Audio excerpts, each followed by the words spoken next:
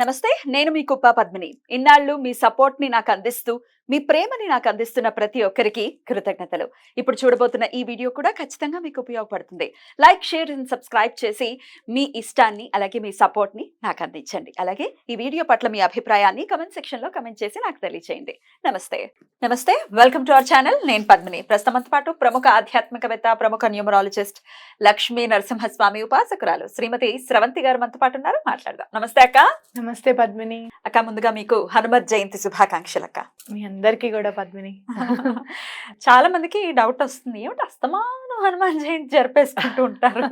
ఇంచుమించు 4 నెలలకు ఒకసారి హనుమాన్ జయంతి అంటూ ఉంటారు. అంటే రకరకాల ప్రాంతాల్లో రకరకాలుగా చేసుకుంటారు. మన తెలుగు రాష్ట్రాల్లో మాత్రం వైశాఖ బహుళపక్ష నవమి నాడు మాత్రమే స్వామి జన్మించారు అనేది సుస్పష్టం. ఇప్పుడే చేసుకుంటాం మనం. అది తప్పకుండా అంజనాద్రిలోనే స్వామి పుట్టారు అనడానికి కూడా చాలా దాఖలాలు చూపించారు. చెప్పండి. అది ఒక ఫీలింగ్ అవునా కాదా అమ్మ? నాకు పిఠాపురంలో శ్రీపాద వల్లభులు పుట్టారని అంటే మా పిఠాపురంలో మా వైపు మాది అని చెప్పాలంటే ఎంత సంతోషం అనిపిస్తుందో. కరెక్ట్. అలా స్వామి ఆవిర్భవించినటువంటి అద్భుతమైనటువంటి రోజు, భవిష్యత్ బ్రహ్మ, చిరంజీవి. సో స్వామి గురించి మాట్లాడుకోవడం, స్వామి మనకి చూపించేటటువంటి కృప గురించి చెప్పడం అనేది మాటల్లో సాధ్యపడేటటువంటి విషయం కాదు. అది ఏ ప్రాబ్లం తీసుకున్నా అసలు ఆంజనేయ స్వామి అసలు తృణప్రాయంగా సమస్యను తీసి పారేస్తారు. వివాహం, శత్రువులు, గ్రహదోషాలు, వాట్ నాట్. ఇంగ్లీష్ లో చాలా పెద్ద ప్రాబ్లమ్స్ కి ఒక పేరుంది, డిజాస్టర్. ఎలాంటి డిజాస్టర్స్ అయినా కూడా క్లియర్ చేసేస్తారు డెఫినెట్లీ. మరి రాముడికే సహాయపడిన వాడు. నా జీవితంలో అయితే ఇట్లా ఉంది జాతకం చూపిస్తే, చాలా ప్రాబ్లమ్స్ ఉన్నాయమ్మా, ఎలా సాల్వ్ అవుతాయో ఏమో నీవి అని ఆయన చూసిన ఆయన బాధపడ్డారు ఒకసారి. ఎలా అనంటే, సర్లే ఒక పని చేస్తావా నేను చెప్పినట్టుగా అంటే, చెప్పండి చేస్తాను. అయితే తెల్ల జిల్లేడు పువ్వులు కావాలి, నువ్వు ఎలా తెచ్చుకుంటావు నాకు తెలీదు. సరేనండి. ఆ తెల్ల జిల్లేడు పువ్వులు మాల స్వయంగా నువ్వు అల్లి అంటే, అల్లాలా అంటే, అల్లడం కాకపోతే గుచ్చు కావాలంటే నీకు ఇష్టం అన్నారు ఆయన. సరే, అవి తప్పకుండా ఆ మాలని తీసుకొని వెళ్ళి ఆంజనేయ స్వామికి సూర్యోదయం ముందే గుడికి వెళ్ళిపోవాలి. ఆంజనేయ స్వామి మాల వేసేసి, నిన్ను ఎవ్వరు ఎందుకు వేస్తున్నావు మాల అని అడగకూడదు, క్వశ్చన్ చేయొద్దు. నిన్ను పూజ చేయకుండానే అంత రూల్ అనమాట. క్వశ్చన్ చేయొద్దు, వేసేసిరా. ఇలా నువ్వు 6 శనివారాలు చేయమని చెప్పారనమాట. అయితే ఎలా అని అనుకుంటే, యాదమ్మ అని మా ఇంట్లో పనమ్మాయి ఉండేది. ఆ అమ్మాయి ఏమంది, మా ఇంటి దగ్గర ఉందమ్మా చెట్టు, నేను తప్పకుండా నీకు పంపిస్తాను, పాలు పోయడానికి మా తమ్ముడు వస్తాడు, అయితే కొత్తపేట వరకే వస్తాడు, మీరు పువ్వులు అతని దగ్గర నుంచి తీసుకుంటే ఒక రోజు ముందు చాలు అని చెప్పింది. ఇంకా సరే అన్నాను నేను. అమ్మాయి ఎన్ని పువ్వులు పంపించేదో. అయితే మా ఇంటి దగ్గరే గుడి ఉంది, శ్రీరామచంద్రమూర్తి ముందే ఆంజనేయ స్వామి ఉంటారు. సో మనకి అక్కడ కోదండరామ ఆలయం లాగా అనమాట. అంటే స్వామి ఎప్పుడు ఎదురుగుండా ఉంటాడు కానీ ఆయన దగ్గర ఉండడు, కాబట్టి మనకి దండ వేయడానికి ఈజీగా ఉంటుంది. అయితే ఎలా అంటే, ఇంకా పొద్దున్నే లేచేసి 5 స్నానం అది కంప్లీట్ చేసేసుకొని 4:30కి లేచేది, పూలన్నీ గబగబా అల్లేసేసుకొని వెళ్ళిపోయి స్వామికే దండం పెట్టుకున్నాను. స్వామి, ఈ పూజ చేసేటప్పుడు అడగద్దు అని ఆయన చెప్పారు, ఎవ్వరూ లేకుండా ఎవరన్నా ఉంటే నన్ను అడగకుండా నువ్వే చూడాలి అని. అస్సలు ఏమాత్రం ఆటంకం లేకుండా అయిపోయింది. 6 వారాలు. ముందు రోజే ఈయన కొత్తపేటకు వెళ్ళి నుంచొని ఆ పూలు తీసుకొచ్చేవారు. సమస్యలు సాల్వ్ అయ్యాయా? అంతే స్వామి. అమ్మో, అసలు ఎలా సాల్వ్ అయ్యాయి అనేది ఆయన మాత్రమే చేశారు. భగవంతుడు ఒక్కడే నడిపించాడు పద్మిని మమ్మల్ని మాత్రము. వచ్చిన కష్టము, ఈ కష్టం గురించి ఆలోచిస్తే అమ్మో అది చాలా పెద్దది అనిపిస్తుంది, దాని గురించి ఆలోచిస్తే ఇంకా అంతకంటే పెద్దది మనం దాటేసాం కదా అని అనిపిస్తుంది. అలా అన్ని ప్రాబ్లమ్స్ ఒకటేసారి వచ్చినప్పుడు భగవంతుడు మాత్రమే నన్ను బయటికి తీసుకొని వచ్చాడు, ఆ నమ్మకమే నన్ను కాపాడింది మమ్మల్ని అందరినీ కూడా అని అనిపిస్తుంది అనమాట. కాబట్టి ఎవరైనా బాధలో ఉంటే ఏం పర్వాలేదు, భగవంతుడు ఉన్నాడు, ఆయన చూసుకుంటాడు అనే మాట ఫస్ట్ నోటి నుంచి అందుకే వచ్చేస్తుంది అనమాట. అయితే జిల్లేడాకు పువ్వులు అనేవి వినాయకుడికి చెప్తారు కదా, ఆంజనేయ స్వామికి కూడా. నార్త్ లో అయితే తెల్ల జిల్లేడు ఆకులుని కూడా ఆకులను కూడా వేస్తారా? ఆకుల్ని కూడా దండ వేస్తారు. మనం ఇక్కడ తమలపాకులతో ఎలా ఎలా అయితే వేస్తాం? దండ వేస్తామో అక్కడ వేస్తారు. అయితే Yeah. శనిగ్రహ దోషాలకన్నిటికీ కూడా తెల్ల జిల్లేడు ఆకులు ఆంజనేయ స్వామికి పూజ చేస్తే దండ వేస్తే శనిగ్రహ దోషాలన్నీ కూడా తొలగిపోతాయి అని మనం ఖచ్చితంగా చెప్పుకోవచ్చు అనమాట. Right. అలా ఎవరు కూడా నన్ను అడగలేదు ఇప్పుడు కూడా ఆరు. ఎందుకు చూస్తుంది. ఒకసారి అమ్మాయి బయట ఊడుస్తుంది, అమ్మో అడిగేస్తుందేమో అని అనుకున్నా. స్వామి నువ్వు ఉండంగా నాకేం భయం, నేను నీకు ఇంట్లోనే చెప్పాను కదా ఎవరు అడగద్దని, నువ్వే చూసుకుంటావులే అని అంటే, అప్పుడే ఆ అమ్మాయికి మోటార్ వేస్తుంటే నీళ్ళు రావట్లే, అడిగేదేమో నీళ్ళు చల్లడానికి నుంచొని అడుగుతారు కదా, ఏమ్మా పూజ చేయకుండానే దండేస్తున్నావు ఏంటి అని అంటారు కదా. ఆ నీళ్లు రాకపోయేసరికి మోటార్ వేస్తున్నా కూడా నీళ్ళు రావట్లేదు ఏంటి అని వెళ్ళిపోయింది ఆ అమ్మాయి. నేను దండేసి వెనకాలకి వచ్చేదాకా కూడా ఇంకా అమ్మాయి రాలేదనమాట. అట్లా మనకి స్వామి హెల్ప్ చేస్తారు అని ఖచ్చితంగా చెప్పుకోవచ్చు. రైట్, అద్భుతం అక్క. మరి రేపు ఈ హనుమత్ జయంతి నాడు ఎలా స్వామిని ఎలాగా పూజించుకోవచ్చు అక్క? తప్పకుండా చెప్తాను. మీకు స్వామికి ఒకటి గుర్తుపెట్టుకోండి, భోగం అని చేస్తారు. ప్రతి భోగం ప్రతి ఆంజనేయ స్వామి గుళ్ళో భోగం అనేది చేస్తారు. అంటే చాలా దండిగా పులిహార, దండిగా వడలు చేసి పెడతారన్నమాట. అది చేయించండి. భోగం చేయిస్తే మీ జీవితంలో మీరు భోగభాగ్యాలతో ఉంటారు. తప్పకుండా చేయించండి అది గుళ్ళో. ఇంకోటి, మనకి ఏ కష్టం వచ్చినా ఎలాంటి కష్టం వచ్చినా ముందుండి కాపాడేది ఆంజనేయ స్వామి. నేను మీకు చెప్పాను ఒకసారి, ఇట్లా వారాహి అమ్మవారిది నేను హోమం చేసుకున్నాను, నాకు ఒకళ్ళు డబ్బులు ఇవ్వాలి 3 రోజుల్లో ఇచ్చారని చెప్పారు కదా. ఆ హోమంలో ఫస్ట్ జ్వాలలో కనపడింది ఆంజనేయ స్వామి ఇలా చక్కగా గదను పట్టుకొని. అప్పుడు నాకు నమ్మకం వచ్చేసింది, ఏమండి ఆంజనేయ స్వామి వచ్చేసారి ఇక డబ్బులు తీసుకొచ్చేస్తారు, మనకు భయం లేదండి అని చెప్పనమాట. కాబట్టి ఎటువంటి పరిస్థితుల్లోనూ ఆంజనేయ స్వామిని పూజించడం, కష్టం వచ్చినప్పుడు ఆయనని పూజించడం అనేది మానకండి. మీకు కుజుడు సంబంధించిందైనా ప్రాబ్లం సాల్వ్ అవుతుంది. రాహుకి సంబంధించిన ప్రాబ్లమ్స్ అయితే అసలు చాలా తొందరగా సాల్వ్ అయిపోతాయి. ఎందుకంటే రాహు తల్లి సింహికని చంపింది కూడా, వధించినది కూడా ఆంజనేయ స్వామి అన్నమాట. కాబట్టి ఆయన తల్లినే వధించాడు అని అంటే ఇంకా ఆయననైతే మాత్రం చక్కగా స్క్వేర్లేసి కూర్చోబెట్టేస్తాడు.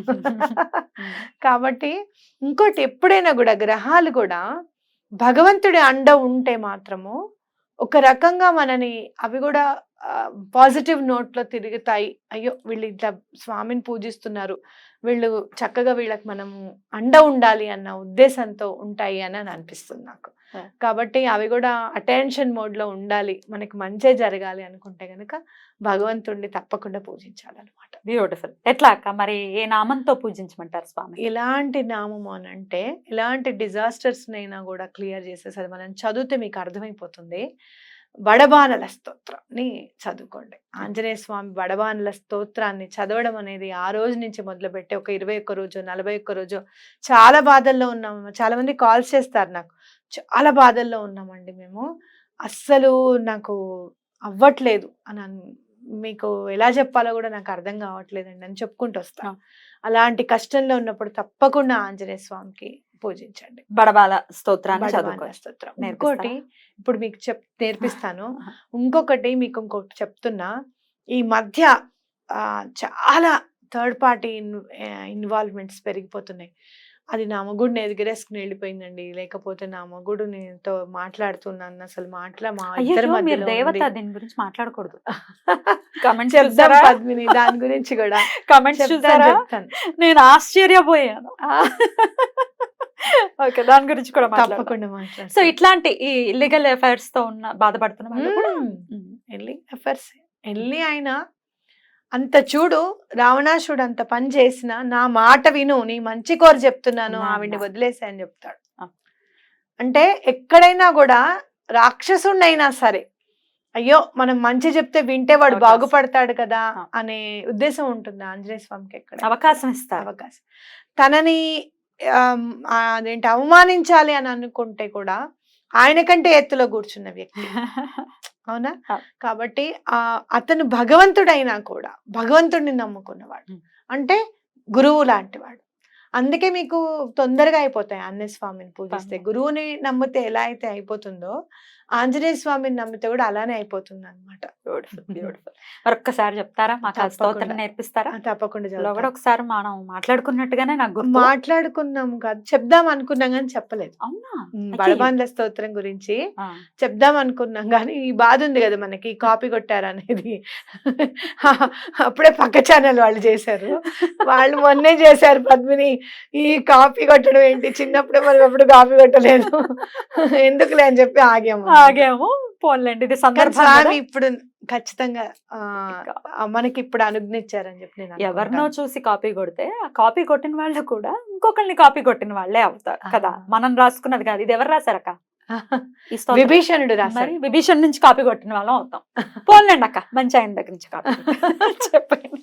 విభీషణ విరచితమా బడమాల స్తోత్రం? విభీషణ విరచిత. అద్భుతం. మన కోసమే రాశారు ఆయన. ఖచ్చితంగా ఆయన చిరంజీవి ఉన్నారు ఇప్పటికే. ఆ విఘ్నేశ్వరుని పాదపద్మములకు నమస్కరిస్తూ మనం శ్రీ హనుమాన్ బడబాన్ల స్తోత్రం చదువుకుందాం. ఓం అస్య శ్రీ హనుమత్ బడబాన్ల స్తోత్ర మహామంత్రస్య శ్రీ రామచంద్ర ఋషిః శ్రీ బడబాన్ల హనుమాన్ దేవత మమ సమస్త రోగ ప్రశమనార్థం ఆయురారోగ్య ఐశ్వర్యాభివృద్ధ్యర్థం సమస్త పాపక్షయార్థం శ్రీ సీతారామచంద్ర ప్రీత్యర్థం హనుమత్ బడబాన్ల స్తోత్రం జపం కరిష్యే. ఓం హ్రాం హ్రీం ఓం నమో భగవతే శ్రీ మహాహనుమతే ప్రకట పరాక్రమ సకల దిగ్మండల యశోవితాన ధవళీకృత జగత్రితయ వజ్రదేహ రుద్రావతార లంకాపురి దహన ఉమా అనల మంత్ర ఉదది బంధన దశ శిరకృతాంతక స్వీతాశ్వాసన వాయుపుత్ర అంజనీ గర్భ సంభూత శ్రీరామ లక్ష్మణానందకర కపి సైన్య ప్రాకార సుగ్రీవ సహాయకరణ పర్వతోత్పాటన కుమార బ్రహ్మచారిన్ గంభీరనాద సర్వ పాపగ్రహవారణ సర్వజరోచ్చాటన ఢాకిని విధ్వంసన. ఓం హ్రాం హ్రీం ఓం నమో భగవతే మహావీరాయ సర్వ దుఃఖ నివారణాయ సర్వగ్రహ మండల సర్వభూత మండల సర్వ పిశాచ ముండలోచ్చాటన భూత జ్వర ఏకాహిక జ్వర ద్వాహిక జ్వర త్రాహిక జ్వర చాతుర్దిక జ్వర సంతాప జ్వర విషమ జ్వర తాప జ్వర మహేశ్వర వైష్ణవ జ్వరాన్ చింది చింది యక్ష రాక్షస భూత ప్రేత పిశాచాన్ ఉచ్చాటయ ఉచ్చాటయ. ఓం హ్రాం హ్రీం ఓం నమో భగవతే శ్రీ మహాహనుమతే. ఓం హ్రాం హ్రీం హ్రూం హ్రైం హ్రౌం హ్రః ఆం హాం హాం హాం ఔం సౌం ఏహి ఏహి. ఓం హం ఓం హం ఓం హం ఓం నమో భగవతే శ్రీ మహాహనుమతే శ్రవణ చక్షుర్భూతానాం శాకిని డాకిని విషమ దుష్టానాం సర్వ విషం హర హర ఆకాశ భువనం భేదయ భేదయ ఛేదయ ఛేదయ మారయ మారయ శోషయ శోషయ మోహయ మోహయ జ్వాలయ జ్వాలయ ప్రహారయ ప్రహారయ సకలమయాం భేదయ భేదయ. ఓం హ్రాం హ్రీం ఓం నమో భగవతే శ్రీ మహాహనుమతే సర్వగ్రహోచ్చాటన పరబలం క్షోభయ క్షోభయ సకల బంధన మోక్షణం కురు కురు శిరశూల గుల్మశూల సర్వశూల నిర్మూలయ నిర్మూలయ నాగపాశ అనంత వాసుకి తక్షక కర్కోటక కాళీయాన్ యక్షకుల జలగత బిలగత రాత్రించర దివాచర సర్వా నిర్విషం కురు కురు స్వాహ. రాజభయ చోరభయ పరయంత్ర పరమంత్ర పరతంత్ర పరవిద్య ఛేదయ ఛేదయ స్వమంత్ర స్వయంత్ర స్వవిద్య ప్రకటయ ప్రకటయ సర్వారిష్టాన్నాశయ నాశయ సర్వ శత్రున్నాశయ నాశయ అసాధ్యం సాధయ సాధయ. హోం ఫట్ స్వాహ. ఇది శ్రీ విభీషణ కృత హనుమత్ బడబాన్ల స్తోత్రం. బాబా అసలు ఎంత ఎంత బ్యూటిఫుల్ గా ఉందో మాటల్లో చెప్పలేను. అసలు చూడు, ఎలాంటి జ్వరాలైనా కూడా, ఓకే, డాకిని శాకిని లాంటి వాళ్ళ బాధలైనా కూడా, ఎలాంటి దుఃఖాలైనా కూడా, గ్రహ దోష గ్రహ మండల భూత మండల సర్వ పిశాచ ముండోచ్చాటన, అసలు ఆయన రాసినందుకు, ఆయన చెప్పినందుకు నిజంగా మనం చాలా కృతజ్ఞత ఉండాలన్నమాట. అలాగే మీరు చూడండి, చాలా మంది నాకు ఫోన్స్ చేస్తారు, నాకు మెడ నొప్పి ఉందమ్మా, నేను చాలా బాధలు పడుతున్నాను, లేదు అంటే కనుక నాకు మైగ్రేన్ ఉంది అని చెప్పారు. మనం అక్కడికి వెళ్ళినప్పుడు కూడా నాకు మైగ్రేన్ ఉందమ్మా అని చెప్పి, అంటే శూలము అంటే నొప్పి అని అర్థం అన్నమాట. ఇక్కడ చూడండి, శిరస్సూల గూల్మశూల సర్వశూల నిర్మూలయ అంటే ఇవి చదివితే గనక ఎలాంటి నొప్పులైనా కూడా తగ్గిపోతాయి. మోకాళ్ళ నొప్పులతో బాధపడే వాళ్ళందరూ కూడా ఇది చదువుకుంటే చాలా మంచిది అనమాట. బ్యూటిఫుల్ చాలా చక్కగా చదివి వినిపించారు, చక్కగా నేర్చుకుంటారు మన వాళ్ళు. బడబానన స్తోత్రాన్ని ఖచ్చితంగా నిత్య దైనందిన జీవితంలో చదువుకోవచ్చు అక్క, ప్రతిరోజు కూడా. ప్రతిరోజు ఇందాక మనం చెప్పుకున్నాం చూసావా, స్వామి అదేంటి 5-6 తారీఖుల్లో షష్టగ్రహ కూటమి అని అనుకున్నాం కదా, ఆ రోజుల్లో కూడా చక్కగా చదువుకోవచ్చు. తప్పకుండా ఎలాంటి భయం అనేది ఉండదు అనమాట. ఇంకా హనుమంతుడు సర్వ వేళలా మనం కాపాడుతూ ఉంటారు. అద్భుతం, చాలా బ్యూటిఫుల్ గా ఎక్స్ప్లెయిన్ చేశారు. Thank you so very much అక్క. స్వామికి ఇష్టమైనటువంటి నైవేద్యం ఏంటో కూడా చెప్పేసి ఆ రోజు ప్రత్యేకంగా వడలు, మిరియాలు వేసిన వడలు అంటే చాలా ఇష్టం ఆయనకి, తప్పకుండా వేయాలన్నమాట. దానికి ఏమైనా సంఖ్య ఉందా? వడలు 21 అలా చేసుకుంటే మంచిది. కాస్త దండలాగా వేయాలి ఆయనకి. వడలు ఏదో మామూలుగా పెట్టేయడం కాదు, దండలాగా వేస్తే చాలా మంచిది. లేదు అలా ఇంట్లో చేయడం కుదరదు అనుకుంటే గనక గుళ్ళో అయినా హాయిగా కట్టుకోవచ్చు, ప్రసాదం తెచ్చుకొని అందరూ కూడా తినచ్చు. బ్యూటిఫుల్ చాలా అద్భుతంగా తెలియజేశారు. Thank you so very much అక్క. నమస్తే. నమస్తే.